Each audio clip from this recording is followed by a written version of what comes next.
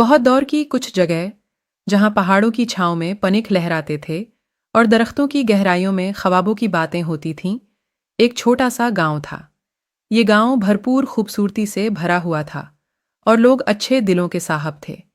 ایک دن گاؤں کے کچھ بچے، جن میں ایک لڑکا تھا جس کا نام علی تھا، جنگل کی طرف نکلے تاکہ وہ نئے دن کی خوبصورتی دیکھ سکیں۔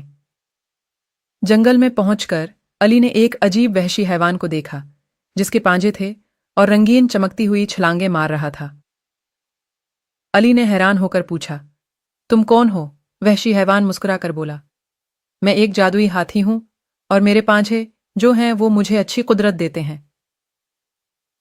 علی نے خوابوں کی دنیا کا خیال کرتے ہوئے کہا، مجھے بھی اچھی قدرت چاہیے تاکہ میں اپنے گاؤں کو مزید خوبصورت بنا سکوں۔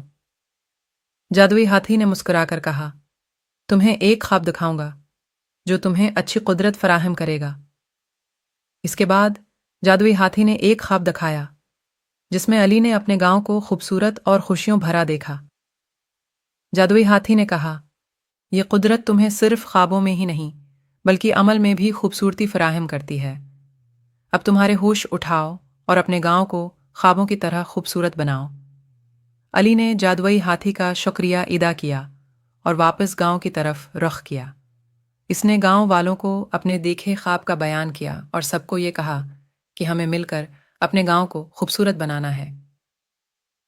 گاؤں والے متحرک ہوئے اور اپنی محنت اور محبت سے گاؤں کو ایک نیا رنگ دینے لگے۔ درختوں کو سنو، بچوں نے رنگین بتایا، پھولوں نے خود کو خوبصورت بنایا اور ہر کونے میں ہنسی اور خوشی کی آوازیں گونجنے لگے۔ گاؤں کا رنگین چمکتا ہوا ہر طرف خوبصورتی کا منظر فراہم کرتا تھا اور لوگ ایک دوسرے کے ساتھ محبت اور خوشی کے ساتھ رہنے لگے۔